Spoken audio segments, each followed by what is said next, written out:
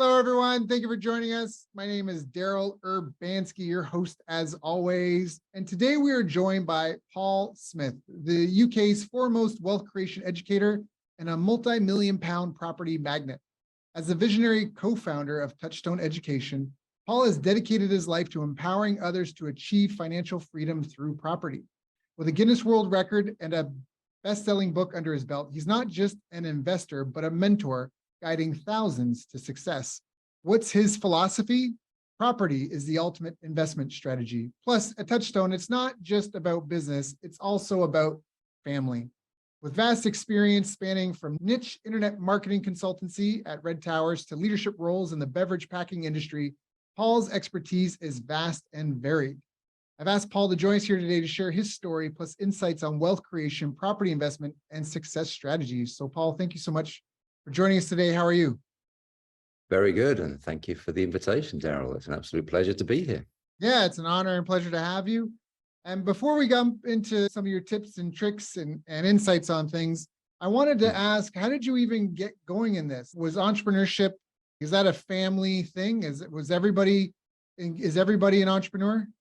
No, the almost exact opposite. So very much my parents, my grandparents, they all had, I guess you call them regular jobs, nothing fancy. So mum and dad were both teachers. My grandparents, I'm half English, half Irish. So my grandparents, if I think about my English side, my granddad was a carpenter, so a joiner, woodworker. My grandma was in service. She was a servant in a big house. And then on the other side, my Irish grandparents were, I guess you could call them entrepreneurial. My Irish granddad was the village auctioneer, so he bought anything he fancied. So That's cool. He had a couple of pubs. He had a petrol station, or you would call it probably a gas station. So just bits and pieces. But I saw both sides of my family, English and Irish, build a reasonable amount. I'm not saying they were millionaires, billionaires, but they had a reasonable amount of wealth, passed away, and then everything went. I was too young to be involved, but it was, so both sides built up an amount of money. And then as soon as my grandparents died, all that money went boom, it was gone. It just got divided up by the children or whatever. And there was really, from a financial point of view, there was nothing to show. So, yeah, but it's fair to say on the English side in particular, my parents, grandparents did property investment on the side. Now, what I mean by that is due, I think, primarily to the tax laws in the UK, as a family, we would buy a house, move into it, we would then renovate it and sell it. And so the way the tax laws work in the UK, there's no tax at all. So the capital gain, zero tax. And it's a fantastic way to give you one example, the last one that I can remember before I moved out, I remember helping my dad. We bought this property in a place called Hatfield, which is not that far from London. It's not London, but it's not far from London. We paid £15,000 for it. Me and Dad just did it up. And this is many years ago. And probably 5 years later, because it wasn't a quick process, we sold that property for £64,000. Now, Wow. To give you a context on, and we probably spent maybe £5,000 doing it up. So let's say purchase plus refurb is 20K all in, and we sold it for maybe 65. But to give you a context, I'm talking about way back in 1980, so 40 plus years ago. And the average salary, the average full-time salary in the UK back then would have been probably £8,000 or £9,000 a year. So Yeah. So 45 grand was like 5 years salary, tax-free. Yeah. That's fantastic. So that's obviously there's something there. My dad was a very bright guy as a headmaster, spoke 7 languages, but he was also very good with his hands. So Did you say he spoke 7 languages? Yeah. Languages. Yeah. No surprise, English, but then French, Italian, Spanish, Greek, Latin, and Russian. That's fantastic. And he was like intermediate at all of those? I'm not questioning your dad. I speak 3 intermediately and I know words and a handful of more, and I'm working on a 4th. And I just, 7 is just, there's some commitment behind that. Yeah, yeah, that was his thing. He was an educator, and I guess probably Fair that's where enough. I get it from. Fair enough. I love He- that because they've done studies, dementia, a lot of age-related mental problems. They don't exist for people that speak multiple languages. It's like a use it or lose it concept. How strange. I view it just like the brain. If you just consider it like another muscle, it is use it or lose it. If you don't work out, you're not going to have any muscles. If you don't think, you're not going to have a brain.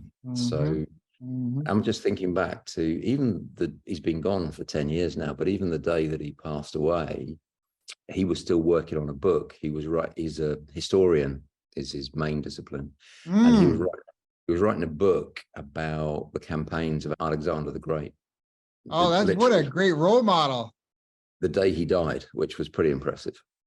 Yeah, that's fantastic. Wow, what a role model. What a role model. Mm-hmm. So how did your business career start? So you're helping mom and dad renovate and sell these houses. You're making a decent living. You're only flipping one at a time, it sounds like, obviously, because it's considerable at the time, especially considerable financial. Yeah, for sure. Yeah, no, it is flipping one at a time.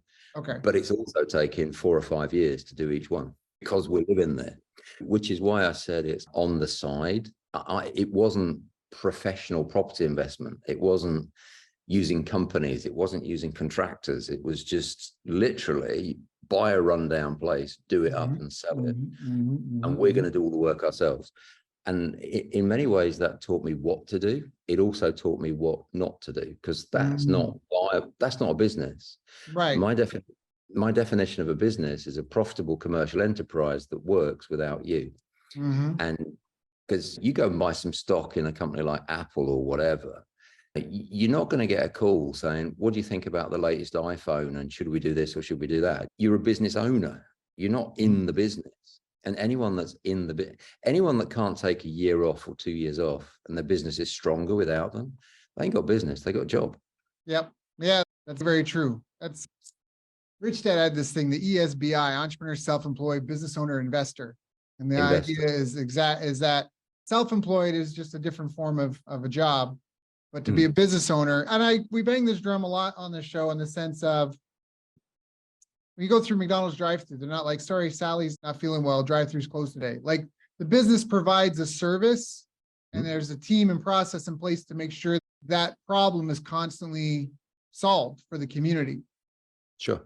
So I love that. Okay. Yeah. So walk us through your career. Yeah. Sure. Okay. I'm one of 4 children. My mom was a primary school teacher. My dad was a history teacher, ended up as a headmaster. So I don't know if that translates exactly. What would you call the guy that runs the school? Is that a principal? President. Yeah. Principal. I said president, but it's the principal. So he's still a teacher, but he's basically the guy that runs the thing, but still not a lot of money. I left home at 17 with 170 pounds. I decided that I wanted to go off to university, but my parents couldn't afford it. So I deeply believe that the quality of our lives is directly impacted by the quality of the questions that we ask. And the question I ask myself is, how can I go study a degree for free? And in fact, never mind that, how can I get paid for it? And I got sponsored by the good old Ford Motor Company. And I did a 4-year engineering degree. And I did 2 terms in college and then 6 months physically working for them. Because over in the UK at that time, there were no student grants. There was no such thing as a student loan. So students these days tend to leave college or university with a massive debt. It's so parasitic. I don't even, it's nonsense. It's such nonsense. Sure. But it is nonsense. I agree with you. But the only reason I mention it is back in 1982, which is when I went to university, I didn't have the choice. There was no such thing. I couldn't just say, I'll do your course at university and just put it on tick. Just give me a big loan for it and I'll pay you back sometime never. So the only way that I could go is if I could come up with the cash. And my parents just didn't have the cash. There were 4 kids. There was only one of my parents working and whatever. So I got sponsored to do this degree. But then at the age of 17, I also decided by the time I'm 18, I want to buy a property in London because that's where I went to university. So how do I live for nothing? And which was my second question. And thinking back to my English grandma, she worked in a big house. She was a servant. So I actually got myself a position in a big house, and I worked for 20 hours a week doing whatever. So I would clean the swimming pool. I would sweep the tennis court. I would prune the roses. I don't know about you, but I don't like roses. They had 2 acres of roses. And every time I see a rose, I just see scars on my hands and whatever. But they were lovely people. And I still remember today, they were called the Newlands. And guess what? This is the next piece of the jigsaw, because they were building contractors. They were construction contractors. So the deal was I would do 20 hours a week, whatever they asked me to. And I got free board, free accommodation, no bills. And then all of this money that I was making, because I was actually working 3 jobs at the time, as well as going to university. Plus, in my 6 months of working with Fords, I was doing 12-hour day shifts, 12-hour night shifts. I was working 84 hours a week for Fords for 6 months of the year. So in that first year, I actually made and kept, after tax, around about £11,000. And Which is fantastic. which you put that into the context way back then of an £8,000-9,000 average salary, I'd actually banked, as well as being a student, by just doing stupid stuff, crazy hours, working multiple jobs and whatever. You can do that then. You're elastic. You are so fresh out of the wrapper. Yeah. You can get away with that. Yeah, I'm pushing 60 now, so I maybe wouldn't fancy it this year, but why not? I could still do that. That meant I had just over £10,000. I had nearly £11,000. And in 1982, I went off and bought my first property in a little place you might have heard of called London, and I paid £9,000 for it. And today that property is worth nearly £500,000. That's fantastic. That's fantastic. So, you keep it, you buy and hold, or you sold it? No, I did what my dad and granddad had taught me to do. I bought it, I fixed it up, but being young and stupid and crazy and whatever, I fixed it up in about 18 months all myself. It was only a little place. It was just like, it was an end of terrace house that had been split into 2 apartments. I had the top one, but it had a cute little garden. I had a garage where I kept it. It was cute. And I spent maybe £1,000 on it. So my total investment at this point is like 10 grand, plus a lot of blood, sweat and tears. And I sold it for 32,000 in about 18 months. And which is wild. And that got me going. And I did that 3 times. I bought, refurbished. Before I worked out that actually this isn't a business. This is just another job. It's a well-paid job, but it's just another job. And that's when I became what I would call, so by the age of 23, I became what I would call a professional property investor, because I had multiple properties. I was working multiple strategies. I was working with my first joint venture investor. I'd stopped doing, what do you call it over there? When you do the job yourself, we call it DIY, do it yourself. Yeah, do it yourself. Yeah, so I stopped doing that and I started employing professionals. And many years later, my current logic, strategy, call it what you want, is I now say to my students that brickwork will make you a living. So physically, if you're doing work like painting or brickwork or putting up shelves or whatever it is, in the UK, that'll maybe save you 30, 40 pounds an hour, call it maybe 50 bucks, something like that. It will physically, because you're doing it, so you don't have to employ someone. But paperwork will make you a fortune. So brickwork will make you a living. So my phrase is brickwork will make you a living, paperwork will make you a fortune. And in property investment, it's not really ultimately about banging in nails and putting up roof joists. It's about structuring deals. And that's what I teach people to do. I love this. And I was told before by a guy I really look up to, very successful, been on our show, Craig Jacobson. He talks about real estate is fantastic to analyze, to learn how to structure business deals and business law and the financing of it all. They're very similar as entities. Yeah, 100%, completely agree. So Yeah. If I roll forward to now, what is that? I've been a property investor for 42 years now. I'm 59 years old now. So we've now got what myself and my wife Annika call an ecosystem. So we've got our property and property development companies.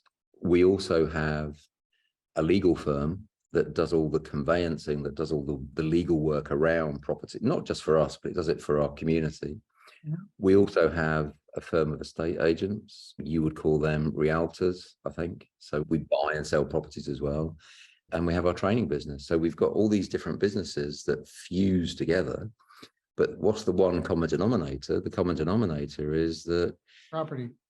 it's something to do with property. Yeah, Yeah, it's something yeah. to do with property and property investment. But then on the back of that, my wife I'm an engineer, so I can count and all that stuff. She's the accountant. And I'm a great one for the phrases. It's not what you make, it's what you keep. Yeah, which is 100%. Yeah. And that's not unconnected with the fact that we now live down here in Monaco. I love it. I love it. I love it. And I love how you talk about how you own an ecosystem. So I think I've done so many interviews lately. I spent $50K to do research into business success. I hired 10 assistants, help me go through all the academic literature, figure out what is the science, so to speak, have to say about business success. And we found 8 critical success factors, and one of them is money management. And under money management, then we looked into each one, what represents success for each factor. And one of the things is investing in R&D, high quality products and services, capacity utilization, and investing heavily in assets and sales growth. So when you talk about how you built an ecosystem, you bought assets and invested in sales growth where the companies can share the same leads essentially. Yep. And also as an asset, when you own the legal firm, when you own the brokerage, when you own the contractors, it creates a moat. It creates a moat like a castle with a body of water around it where your competitors can't penetrate you. And it fits in with my research so well as just a very smart way to go through it. You talked about paper will make you a fortune, and that a lot of it is about structuring a deal. Can you speak kind of wax poetic for me on structuring deals? What are any tips? What would you recommend to someone starting out or struggling? Okay, so starting out or struggling, everyone, you don't have to be great to start, but you have to start to be great, to use that well-worn phrase. And so many people, I believe that our biggest asset and our biggest liability is up here. It's what I call it, your neck top computer. And you got to reboot it. You got to restart it. And everything begins and ends with mindset. And I don't know if you've ever asked your question. I don't know if the listeners, the viewers have ever asked themselves the question. We've all got 168 hours in a week. It's just, how come some people end up like Warren Buffett, or I don't know who your investing heroes are, or Sir Richard Branson, or Elon Musk, or whoever it is. How come some people end up like that and other people end up tired, broke, skint, miserable, complaining about everything? So I think it all begins and ends with mindset. And my English granddad, was a very tough guy. And he was just a product of the Second World War, and he was fighting people for 6 years and whatever. He was doing his job for the country. And he saw some absolutely life-changing things. He fought in Asia Pacific. So you can possibly imagine some of the stuff that he went through. But from whenever he came back and whenever he interacted with me, his core message to me was always one of hope. And it was always, and he used the context of the UK because that's where we were brought up. And but you could equally say the same for the US or Canada or whatever. Sure. And what he used to say to me is, you've won life's lottery. And I was like, in my early years, I was like, what are you talking about, Grandad? And what he meant was that compared to 95% of the planet, if you're British, if you're American, if you're Canadian, yeah, and you could pick some other countries as well, not loads, but some other countries. You got freedom of speech. You've got no limit on your ability to make money. You got free education. In the United Kingdom, we got free healthcare. So you've got all this stuff. There's no upper limit on what you can earn. Now, you compare that to North Korea, Russia, China, almost all of Africa, almost all of Latin America. And I'm not being down on those places. I'm just saying, compared to the opportunities that you got as a Brit or a North American, we won the lottery, and we just by being born. Yep. But there's so many people in those, what should we call them, developed economies, let's say, where you got freedom of speech and so on, that are so miserable. I don't know what the stats are for the United States, where you are. You're in the Philippines, but yeah, I know you got North America, experience. Canada, US, yeah. Yes, I don't know what the stats are for North America, but in the UK, 40% of the population are on antidepressants or something to do with managing their mental health. 40%. Why? Whatever you do in the United Kingdom, whatever you do, and short of killing someone, in which case you're going to get put in prison, but whatever you do in a financial sense, the government will feed you and it will put a house over your head. So you're not going to die of starvation, and you will have accommodation. It might not be the accommodation you want, but there's so many people, it's 99 people out of 100 are still moaning about the fact of what they haven't got instead of being grateful for what they have got. So, to come back to your question, in terms of what advice would I give to people that are just starting out or they're struggling with the two things that you were talking to me about? Number one, put it in context. What does your struggling look like versus 99% of the world? Because I bet 99% of the world would swap your very worst day for their best day. Just saying. Yep. That's number one. And number two, whenever you're thinking about making an investment decision, or maybe, I tell you the worst position to be in is being okay. The worst position is where you've got some sort of middle salary, middle income type job. You're buying your own house. You got maybe a couple of cars on the drive, and you take one or possibly two foreign holidays a year. You're doing okay. You're not doing great. You're not doing what you were born to do.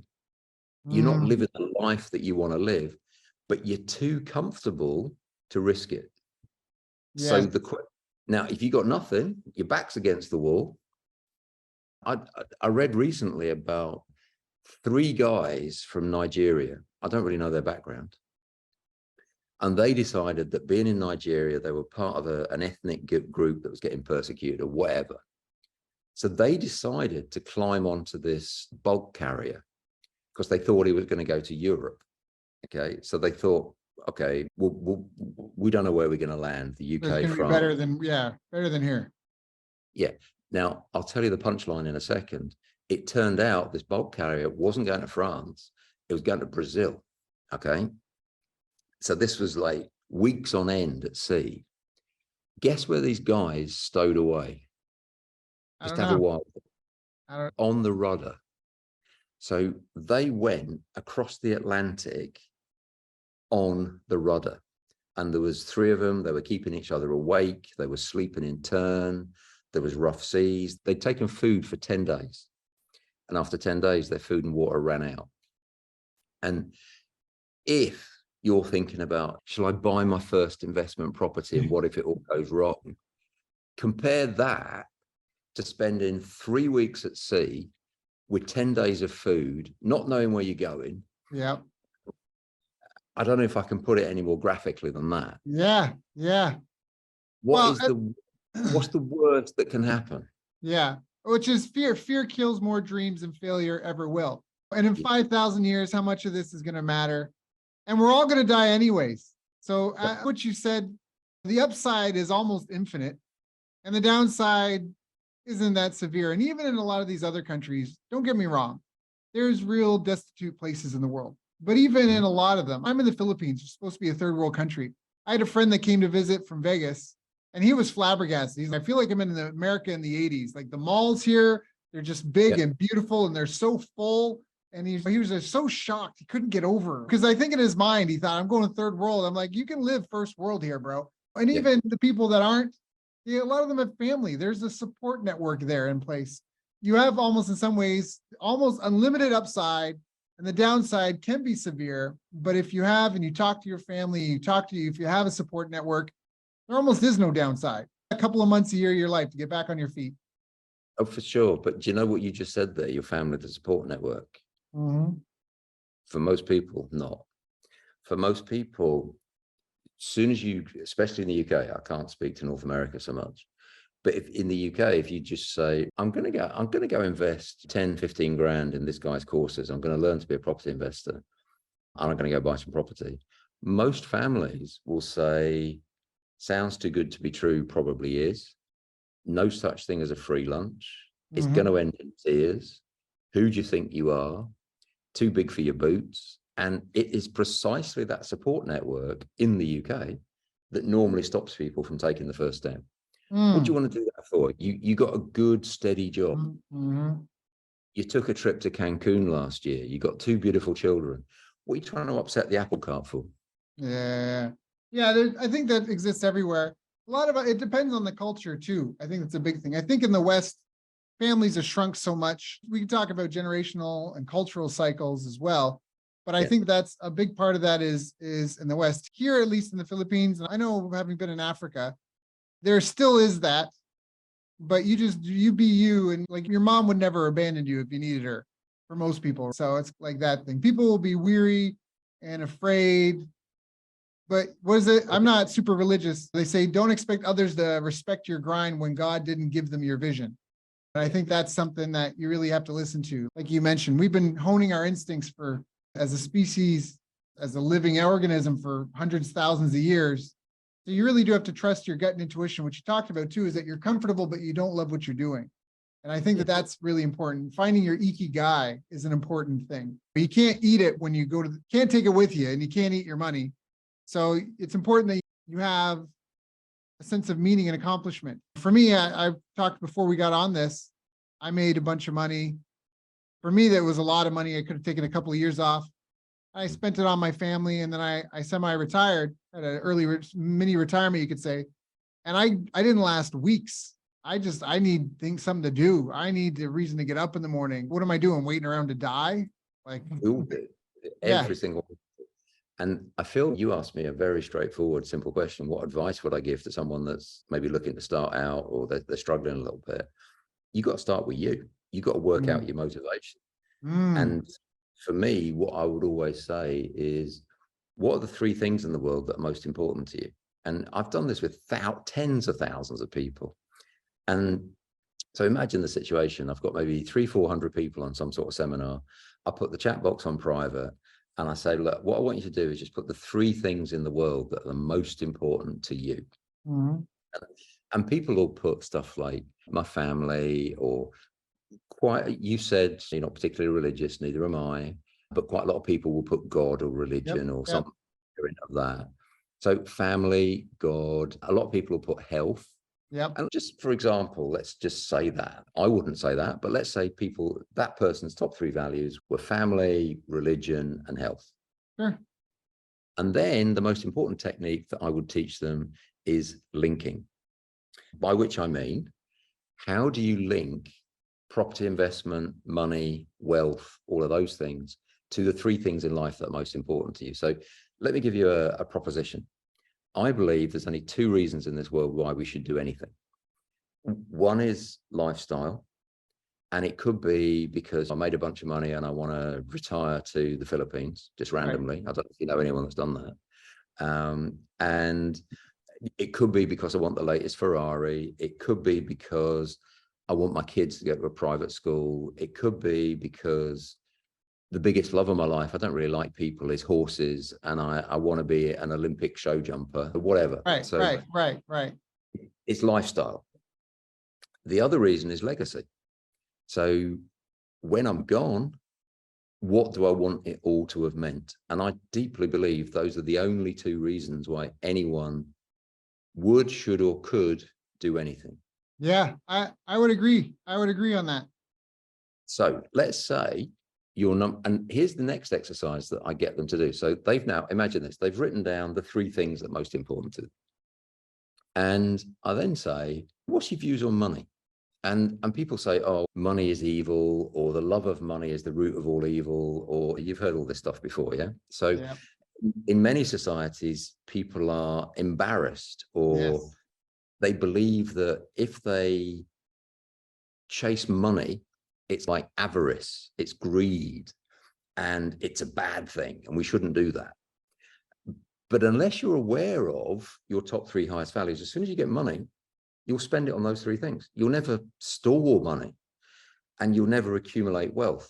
And so, again, give you a random example. I'll then take one of those, health, and I'll say, okay, give me a list of things that you could improve with regard to your health or your loved one's health if you had more money. So they'll suddenly start talking to me about, oh, we could eat organic food. We could join a gym. If we had a bunch of money, then we wouldn't have to work anymore, and I wouldn't be stressed all the time. So they suddenly give me all these health benefits. And the stronger the health benefit, the stronger the link between money and their benefits. And suddenly money is the route to getting whatever it is that they want to do. Yeah. And that is the first key to unlock the mind, is to directly align the pursuit of money, the pursuit of property investment, with whatever it is that you want in life. Because very few people will actually want to buy a property, do it up and flip it. They don't want to do that. Right. What they want is the result of the money connected to their highest values. And there's ways they can frame it as well, depending, obviously, they may or may not be hanging out swinging hammers, but they could do that as part of getting their exercise. There was a phrase that unlocked that for me, which was, money solves all problems a lack of money creates. Money doesn't solve everything. And I've had a year or more of money, cash and mattress, and still had issues with my life that I felt I had holes I had to fill. I had to make myself whole. But money will solve all problems a lack of money creates. And I would go further. I would say, people say that money doesn't buy you happiness. And I would say that means you're spending it on the wrong things. Because if you understand what your highest values are, and if money connects to that. So let me give you a couple of random examples. Many years ago now, say maybe 8 years ago now, my mum had this problem with her gallbladder, and it needed to be removed. She couldn't eat, she couldn't sleep, she was losing weight, she was vomiting, etc. And she would have been in her mid-70s then. And in the UK, we got this thing called the National Health Service, and off she goes, the National Health Service, which is of course free. And they said, oh, Mrs. Smith, 9 months. No, you wait for it. So she said, I've got this problem, blah, blah, blah. And they said, oh, no problem, Mrs. Smith, we'll fix that. But it's not life-threatening. We know it's very uncomfortable, but it's not life-threatening. So we'll get it fixed sometime in the next 3 years. Yeah. Sure, I'll just sit in agony for the next 36 months. No worries. Yeah. So the next day, she's on the phone to me in tears and whatever. And I said, well, just go get it fixed. And she said, what do you mean? I said, just phone up a private hospital, get it fixed. So she did, got it fixed with that week. And it cost me like $6,000. And I was like, now that's fine if you got the $6,000. It is not fine if you haven't got the $6,000. It's what are you going to do? Right. And there's my students, to give you a different example, a couple of different strategies that I technique. You asked me probably 3 years ago, what would I recommend to people starting out? So there's a whole bunch of people starting out that don't necessarily have much money. So one of the things that you can do in the United Kingdom is you can, for example, package deals. Now, what does that mean? It means you find a deal off market. So it's not with the realtors, it's not advertised on the internet. There's lots of different ways you can do that. Let's say, for example, you go to Facebook Marketplace, or you go to a website called Gumtree. You can find private vendors, and you can then, We actually have 16 people that work for us in the Philippines as part of our business. And what we get them to do is what we call scrape the data. So for example, get yourself onto Facebook Marketplace, look for a particular geography in our case, in the United Kingdom. So say, I don't know, Liverpool or Manchester or something. Give me a 20-mile radius. I'm particularly looking for 2 beds or 3 beds or whatever it is. And what I want in that table is I want the description of the house. I want the name of the vendor. I want the price, and I want their cell phone number, their mobile number. What we'll then do is, and so that are the wages in the Philippines. So that might take 3-4 hours for someone to put that together, and you might end up with, say, a list of 200 people. What we then do is we use a piece of software like Firetext or whatever, and we'll text those people out, and we'll say, see, you've got a property for sale. And for me, this is all paperwork because this is systemized. Okay, it's computers. So you've got this whole bunch of, say, 200 records where somebody's trying to offload their property quick for whatever reason. You text those people out. Don't know what country people are listening to this from. So text in English would be an SMS. It's a mobile phone message that's going out. And the mobile phone message would be something along the lines of instant cash purchase, phone now to see if your property qualifies, something like that. And then you've got your name at the bottom and whatever. And let's say somebody says, I want 200,000 for this particular property, and they respond to your text. Now, many of my students would be uncomfortable picking the phone up, phoning the person and saying, look, I've looked at your property, and for an instant cash purchase, if you want me to complete next week, and I don't know what's going on in your life, you need the money, the maximum that I can run to is like 160. And the number of people that tell me I can't make that phone call. I can't take advantage of that person. I don't know what's going on in their life. I would, maybe it's a British thing, I don't know. I would feel awkward. I would be embarrassed. Now, let me give you to use your word, context. If you don't make that phone call, and if you don't get the property at 40 grand less than they're wanting, then your mum can't have that gallbladder operation. Now, what's more important? Your pride and potentially get embarrassed, and maybe they're going to say no. But what if they say yes? And what if that answer, so you now get that deal, and you don't want to buy it, so you sell it on to another property investor. That's what we call deal packaging. And you typically get 5 or 10 grand for that. So let's say you secure the deal, and then let's say, oh, I know this guy in the Philippines. He's called Daryl. He's a really nice guy. He's looking to build a property portfolio in the United Kingdom, which is a really good place to invest. Phone Daryl up. It's listed at 200. We've negotiated a £40,000 discount. It's yours for just £6,000. Do you want it? And that's how deal packaging works. And if you're any good at that, you can probably do 1 a day. So suddenly your income goes from whatever it was to maybe £5,000 a day. You maybe want to work 4 days a week, which is like £20,000 a week for 50 weeks of the year, which is £1 million a year. So you got no money, but armed with a support, an administrator in the Philippines, a few bits of technology, but most importantly, a good, strong mindset, suddenly your income goes to £1 million a year, which for most people would be a lot of money. So I think that's a fantastic example. I think it's a fantastic example of how just with motivation and a desire to get going, someone can make a profit out of nothing. If you look at the overhead for a business like that, it's almost nothing to a certain essence. So I think that's fantastic. You were talking about mindset, and I wanted to talk about that because I think, as you say, for me on the show, we often try to talk about how problems are markets. So even those people that say, I wouldn't want to take advantage of that person, you don't know what's going on in their life. Maybe the money that they're going to get, they don't care about. Yeah, it's worth 200, but maybe they bought it when it was 80. And so it's all profit for them anyhow. And maybe they've got a relative in the hospital. Maybe they've got a swollen testicle and they don't want to tell you that. And they just need some money to go get the doctor to fix it. So Yep. problems are markets. And that's where I'm hungry, restaurants, I'm bored, you have entertainment and movies, right? My teeth hurt, you have a dentist. So for those people, you have to get out of your own head, out of your own way, and understand that all a business is a group of people that solve the problem of another group of people, and they do it via product or service. And this almost gets down to, I don't know if it's theological, but it is political in the sense of altruism is great. Was it socialism is great until you run out of other people's money to spend? And so the bare bone of that is that if you want to save these people, look, people need cash. It's almost like a payday loan thing. People need cash fast.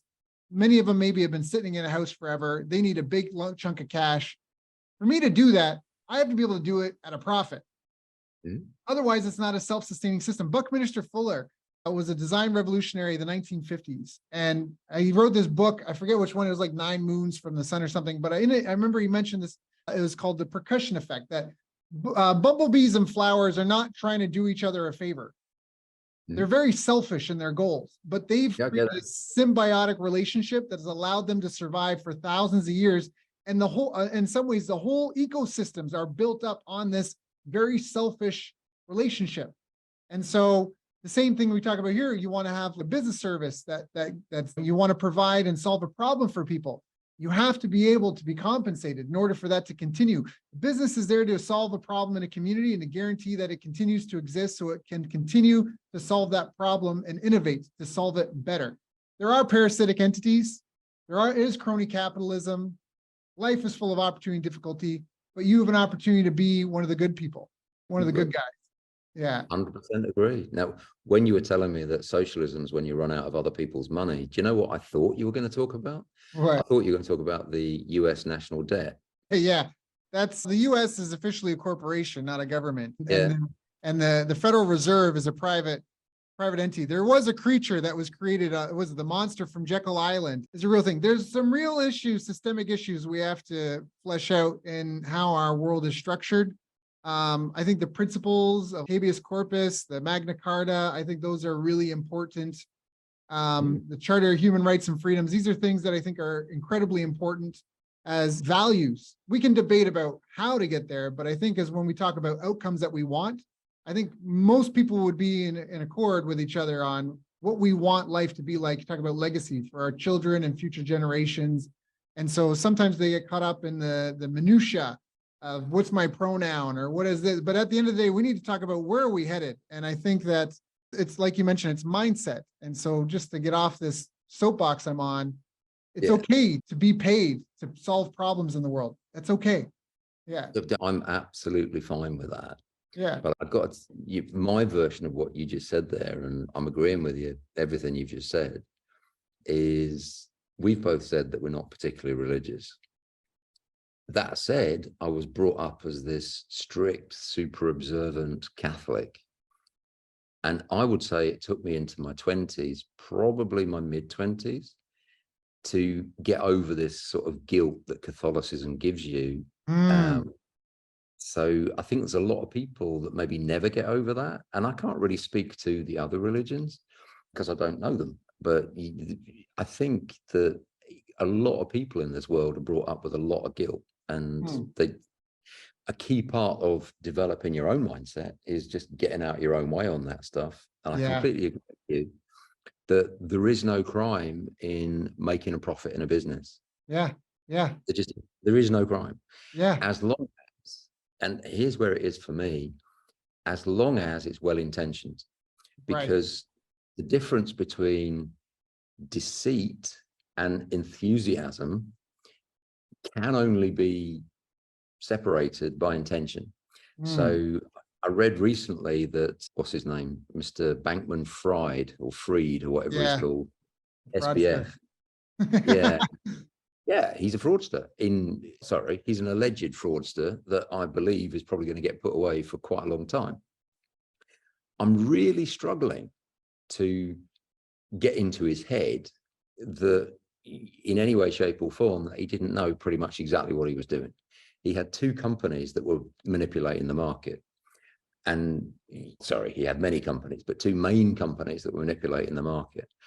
And that's just wrong. And if you go back into the 1980s and you look at dear old Jordan, the Wolf of Wall Street or whatever. Right.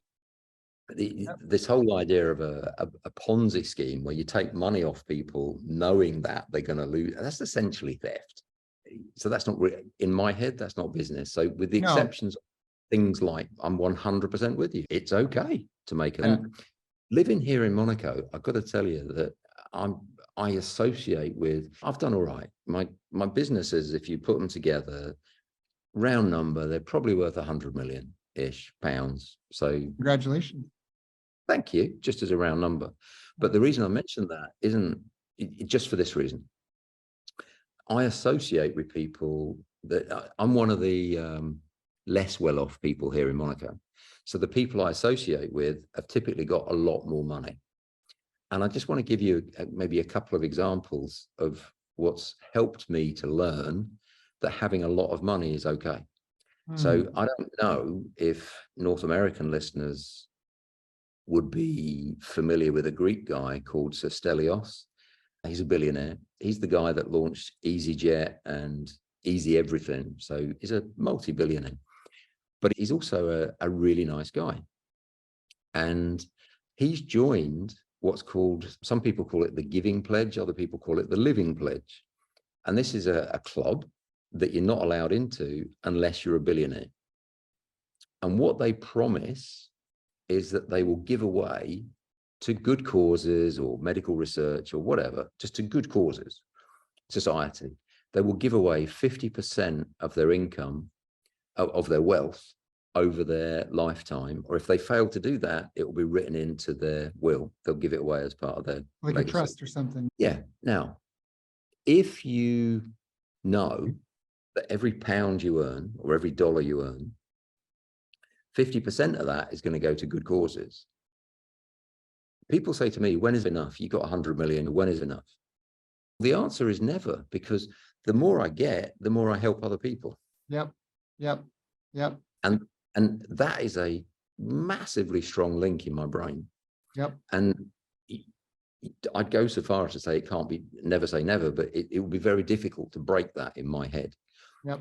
And it's as simple as this. I know that the more money I earn, the more people I can help. Yep. Yeah. But that's inspired by guys like Sir Stelios. And I know Formula One's not such a massive thing in the States, but it's a big thing in Europe, motor racing. And I'm actually looking forward to coming out to the States again in a couple of months' time to go to Vegas to the first Formula One event there. But there's a lot of Formula One people live here. And without exception, so whether I'm talking about team owners or drivers or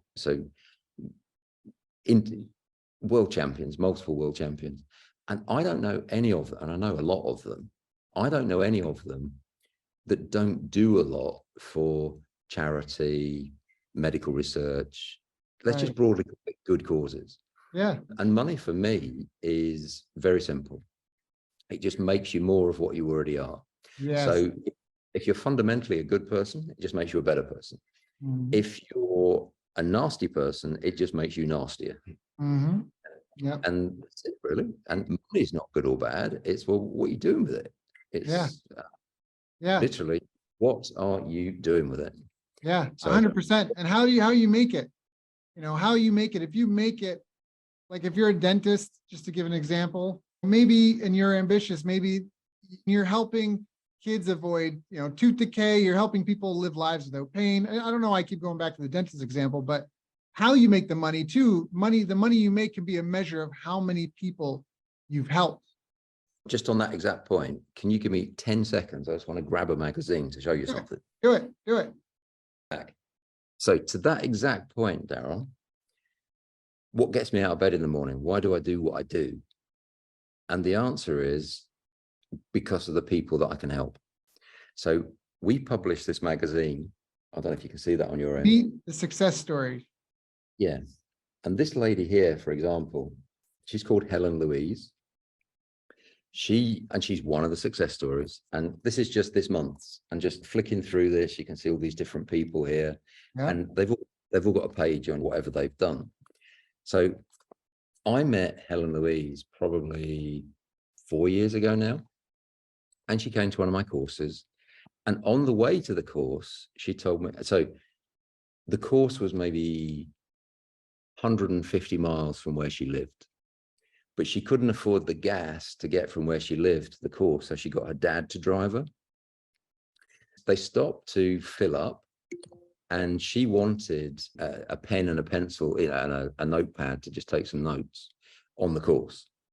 And so she, in the gas station, she went in, she got this pad, she got a pen, and she tried to pay for it with her card and I think it was like £1.50. And the card was declined because she had no money. All right. This is how little money she had. But if I roll the clock forward 4 years, this is her now. From overwhelmed teacher to property investment queen is the title. Yeah. Okay. And she's on course this year. So she did a strategy called rent to rent serviced accommodation. So just to decode that for you, what that meant is that she took rental properties and she paid the regular rent. Yep. Let's say it was £1,000 a month. And then completely legally, using the contracts that we gave her, she then put those properties on booking.com, Airbnb. Yep. And through that arbitrage, she was making like £2,000 a month. And she ended up at the end of her first year with 21 of them. So in 1 year, she's gone from I haven't got any money through to she's earning 41 properties, £2,000 each. She's now earning £82,000 a month. That's so let's call it $100,000. And she did that. And within 18 months, she'd told the school that she worked at that she didn't want to go back anymore because she was now making multiple times from property what she was making from employment. In a year, yeah. Yeah. She took her entire family, including her dad that had paid for the notebook and the pencil, to the Grand Canyon. So when I say her entire family, I'm talking parents, grandparents, children. I think there's 14 of them. Yeah. And they went on this trip to the Grand Canyon and all the bits and pieces, Vegas and everywhere else. She took her husband twice, business class. She'd never flown business class ever to Dubai in 1 year. And in 2022, she'd built the business to a point where she literally took the year off. And she spent the entire year, a bit like you did. She spent the entire year with Piper, who's a little one. She's crazy about horses. So she bought a horse for herself. She bought this little Shetland pony for Piper. And now you see her on social media. She's on the beach on the horses. She's riding around town on these. It's just fantastic to see. It is fantastic. And I could go through this entire magazine and I could tell you the individual stories, the individual people. But I just absolutely love it when I get like a postcard or a text or a Facebook message or something that says, Paul, I know you haven't heard from me for the last 3 years or whatever, but this is what I've done. And one of my students, for instance, I don't really watch a lot of television, but I was actually in somebody else's house and they had the TV on. And there's this program about property renovation and whatever in the UK. It's called Homes Under the Hammer. And when you buy from auction and the hammer comes down, you've bought the property. So there's this TV series, and it's quite popular in the United Kingdom, called Homes Under the Hammer, which is about people buying properties from auction and then doing them up and whatever. And this person comes on. I'm like, I know them. So it's one of my students, and they've just done this property project that's made them 5 million. Wow. And I don't really watch TV. You can't not watch. Yeah, how do you not watch that when it's your own student? That's fantastic. So I'm watching it. And at the end of it, she just says to the camera, she says, and I just really like to thank Paul Smith and Touchstone Education, because it wouldn't have been possible without them. And I'm like, I'm really pleased that you're telling the entire country, but you didn't tell me. That's fantastic. What an endorsement. What an endorsement. Yeah. So what are some of the habits? We were over a little bit, and I do want to be respectful of your time, but I wanted to ask you this. What are some of the habits that you feel have helped yourself and your most successful students on their path to success? We've already talked about it. Mindset is number one. But number two, you alluded to this be very respectful of your own mortality, because we haven't talked about this at all. When I was 14, so oh Christ, whatever that is, 45 years ago now, I was diagnosed with a thing called Crohn's disease. And at the age of 14, I spent 1 year in hospital. And I had so many operations, probably 20 plus operations. And 3 of them were life-threatening. I mentioned that I was a Catholic. And if they think a Catholic's going to die, they give them something called the last rites. Okay, so essentially a priest appears and says, you're going to die, but it'll be fine. You're going to heaven and whatever. And I'm not trying to be disrespectful to any Catholics. No, but it's probably slightly terrifying when you're not at the door yet. You're at the age of 14. And so basically, long story short, 3 times I was told to say goodbye to everyone, so to my parents, to my brothers and sisters and whatever. But I came through, obviously. I came through.